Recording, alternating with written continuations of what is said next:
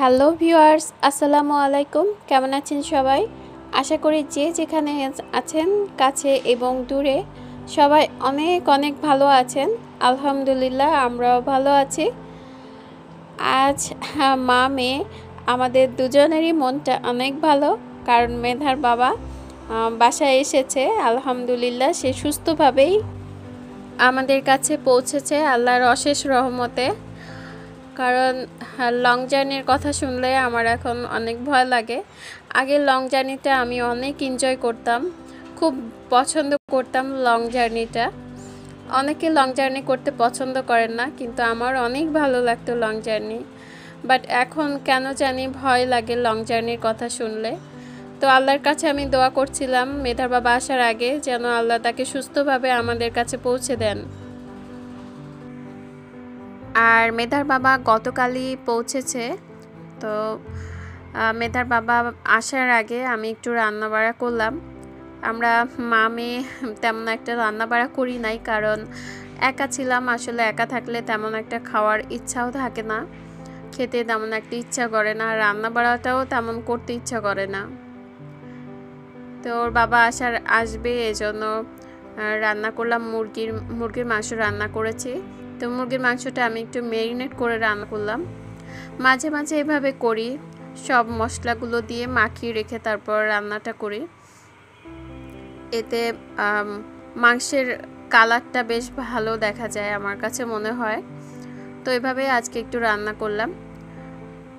Marinate করে আমি half an আওয়ারের মতো রেখে দিয়ে অন্য কাজগুলো সেরে নিয়েছি। তো এর মধ্যে ম্যারিনেটটাও হয়ে গিয়েছে। এরপর আমি মাংসটা চুলায় বসিয়ে দিলাম। আর মেধার বাবা যে কদিন ছিল না, আসলে মেধার সাথে সাথে আমার মনটাও অনেক খারাপ ছিল, ভালোই লাগছিল না। তো মুরগির মাংসটা এখন বসিয়ে দিলাম চুলায়। অল্প আছে আমি কষাইটা করে নেব, আর মুরগির মাংসে আলুও দেব। আলু কিছুক্ষণ পর দেব, একটু কষিয়ে তারপর আলুটা দেব। মেধার জন্যই আলু দিতে হয় বিশেষ করে। আর মুরগির মাংস আমি রান্না করতে পছন্দ করি, তার আরেকটা কারণ হচ্ছে মেধাকে কলিজা খাওয়াতে পারি, আর মেধা কলিজাটাও বেশ পছন্দ করে। তো ওকে কলিজাটা সবসময় দেই। আর মেধার বাবা যে কদিন ছিল না, আসলে এতদিন থাকার কথাও ছিল না তার বাড়িতে, 2 থেকে 3 দিন হায়েস্ট এটাই বলে গিয়েছিল। তো বেশ কিছুদিনই কাটালো। আবার অনেক আপুরা জানতে চেয়েছেন মেধার বাবা বাড়িতে কি করছে, জমি জমা নিয়ে প্রবলেম কিনা। আসলে এরকম কিছু না, মেধার বাবা অ্যাকচুয়ালি বাড়িতে গিয়েছে, বাড়িতে কিছু কাজ করাবে। অনেক দিনই বাড়ির কোনো কাজ করানো হয় না। তো অনেক দিন কাজ না করানো হলে অনেক কিছুই নষ্ট হয়ে যায় আর রিপেয়ার করারও প্রয়োজন হয়। তো এই জন্যই আর কি গিয়েছে। আর তার আর 2 ভাই তারাও গিয়েছে। তো সবাই মিলে আর কি ভালোই সময় কাটিয়েছে। আর এরই মধ্যে মুরগির মাংসটা আমার রান্না শেষ হয়ে গিয়েছে। আর রান্না শেষ হওয়ার পর আমি আবার একটু টালা জিরার গুঁড়া দিয়ে দিয়েছি উপরে। মাংস রান্না শেষ করার পর আমি আবার একটু কুমড়ো ভাজি করেছি, কারণ কুমড়ো ভাজিটা মেধার অনেক পছন্দ। তো কুমড়ো ভাজি আমি 2 রকম করে ভাজি করছি, একটা চাকা চাকা করে মানে বড় করে, আর একটা কুচি করে। আর এই কুমড়োগুলো আমি বেগুনের মতোই ভাজি করব, বেগুন ভাজিটা যেভাবে করে ওভাবেই করি। হলুদ লবণ একটু মাখিয়ে নিয়েছি, এখন চুলায় বসিয়ে দেব। আর অল্প আছে আমি ভাজিটা করব। মাঝে মাঝে ঢেকে দেই, মাঝে মাঝে ঢাকি না, না ঢাকলেই এই কুমড়ো ভাজিটা বেশি ভালো লাগে। আর এই কুমড়ো ভাজিটা মেধার অনেক পছন্দ। মেধা যখনই আমাকে দেখে এই কুমড়ো ভাজিটা করতে, ও তখন এসে চুলার কাছে আসে, এসে কুমড়ো নিয়ে যায়, 2-3 পিস খায়ও। তো এই জন্য আমার অনেক ভালো লাগে এই কুমড়ো ভাজিটা করতে।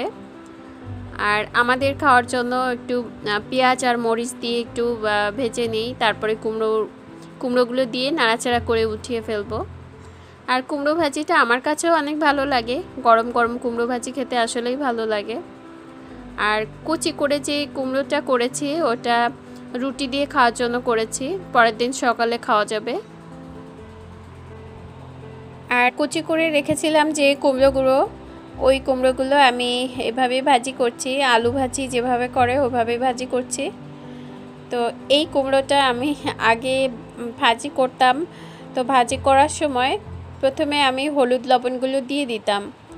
তো ওইভাবে করলে কুমড়োগুলো একেবারেই ভর্তা ভর্তা হয়ে যায়, ভালো লাগে না। তো এখন আমি লবণটা দিব না, আগে লবণ পরে দিব। কুমড়ো ভাজিটা যখন অর্ধেক সেদ্ধ হয়ে যাবে তারপর আমি লবণটা দেব, তাতে কুমড়ো ভাজিটা ভেঙে যাবে না, কুমড়োগুলো বেশ ভালো ঝরঝরা থাকবে। আর এভাবে কুমড়ো ভাজিটা রুটি দিয়ে খেতে আসলে অনেক ভালো লাগে, আমার কাছে ভালো লাগে, মেধার বাবাও পছন্দ করে। আর মেধা দেখি ইদানিং কাজ করতে বেশ পছন্দ করে, আমাকে দেখে যেগুলো করতে ওগুলো ও এখন নিজে করতে চায়। আর পানির কাজ তার তো অনেক পছন্দের একটা কাজ, এটা সে সবসময় পছন্দ করে। তো ইদানিং দেখি যে জগ সে ফিল্টার থেকে ভর্তি করে পানি, একাই করতে চায়। আবার এই বোতলটা সে নিজেই ভরে এনেছে, তো উঁচু করতে পারছে না, তারপরও করেছে কষ্ট করে। আর এর মধ্যে আমার রান্নাগুলো মোটামুটি শেষ হয়ে গিয়েছে। কুমড়ো ভাজি 2 প্রকারের হয়ে গিয়েছে, আর মাংসটাও তো রান্না আগেই হয়ে গিয়েছে। তো মেধাকেও আমি খাইয়ে নেব, তো ওকে গোসলটা করিয়ে দেব, তারপর ওকে খাওয়াবো। তুমি কি করেছো এটা? কি করেছো বাবু এটা?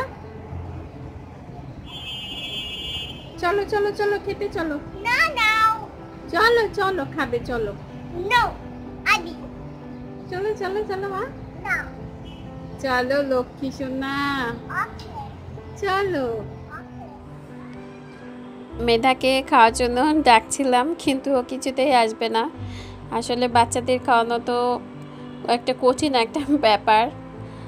তো ওকে মুরগির যে ব্রেস্ট পিসের ভিতর একটা কুরকুরি হাড় থাকে, ওই হাড়টা দিয়েছিলাম, ওটা অনেক পছন্দ করেছে। এখন ও আরেকটা হাড় চাচ্ছে, তো ওকে আমি লেগ পিসের হাড়টা দিচ্ছি। তো লেগ পিসের হাড়টার পরে পছন্দ করেনি, ও ওইরকম কুরকুরি হাড়ই চায়।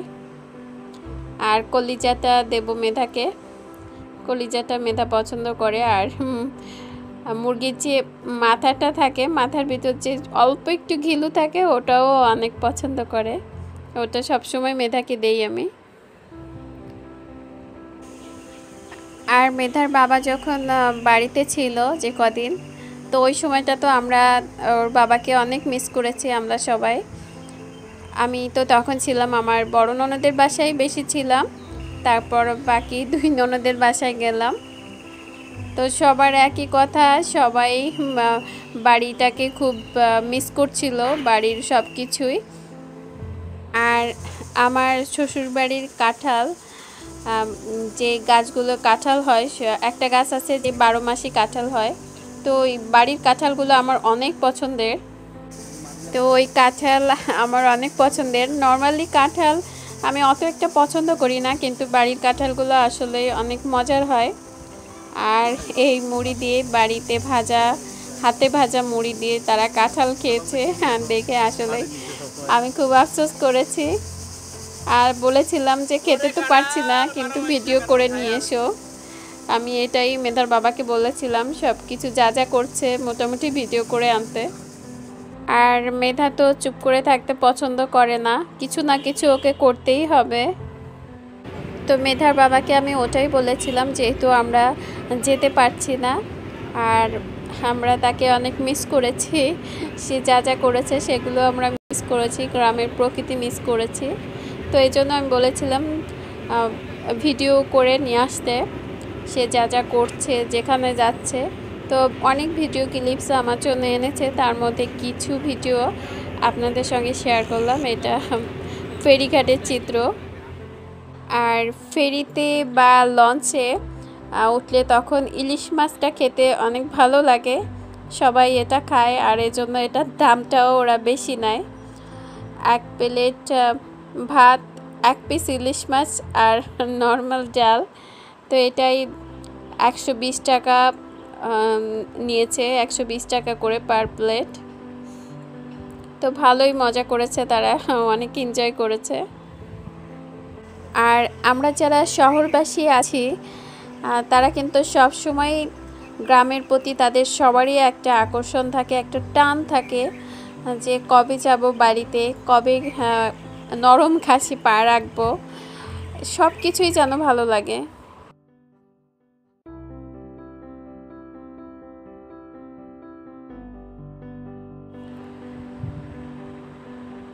আর মেধার বাবার অ্যাবসেন্সে ওকে বিজি রাখার জন্য আমি অনেক কিছুই ট্রাই করেছি, যত রকমভাবে ওকে বিজি রাখা যায়, ও যেন কান্নাকাটিটা কম করে।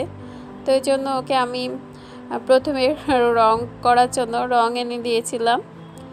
তারপর রংটা তো একটু পুরাতন হয়ে গিয়েছে, এরপর ওর পড়া শেখার জন্য এটা কিনে দিলাম, বর্ণমালা। তো এটা দেখেও ও অনেক খুশি, পিকচার আছে আর পাজেল মতো, তো এগুলো দিয়ে শিখতেও পারবে। তো এখন তো দুষ্টুমি করে এগুলো নিয়ে, পরে এগুলো দিয়েই ও শিখতে পারবে, খেলার ছলে শেখা সব কিছুই হবে। তো এই জন্য আর কি নিয়ে আসলাম, আর মেধাই পছন্দ করেছিল এটা। ও এগুলো নিয়ে বেশ কিছুক্ষণ খেলেছে। আর বর্ণমালা একবারে তো সব ওর মাথায় ঢুকিয়ে দেওয়া যাবে না, খেলতে খেলতেই শিখে যাবে এগুলো দিয়ে। অ আ ক খ এভাবেই খেলতে খেলতে শিখবে, পাজলগুলো মিলাবে। আর বাচ্চাদের এভাবে শেখানোটা আমার কাছে মনে হয় যে অনেক ইজি, কারণ ওদের তো আর বসে পড়ানো সম্ভব হয় না, মারধর করেও পড়ানো যায় না।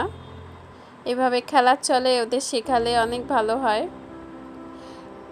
তো ভিউয়ার্স, আমার ভিডিওটা আজ এখানেই শেষ করছি। আমার আজকের ভিডিওটা যদি ভালো লাগে অবশ্যই লাইক দিবেন, কমেন্ট করবেন। আর আমার ভিডিওগুলো যদি আপনাদের ভালো লাগে আপনাদের ফ্রেন্ডস অ্যান্ড ফ্যামিলির সঙ্গে শেয়ার করবেন। ভালো লাগলে আমার চ্যানেলটি সাবস্ক্রাইব করবেন। সবাই ভালো থাকবেন, সুস্থ থাকবেন, সবার জন্য দোয়া করি। যে যেখানে আছেন সবাই অনেক ভালো থাকেন, সবার দিন অনেক ভালো কাটুক। আর আমাদের জন্য দোয়া করবেন, আমরা যেন ভালো থাকি, সুস্থ থাকি। মেধার জন্য দোয়া করবেন। সবাইকে আল্লাহ হাফেজ।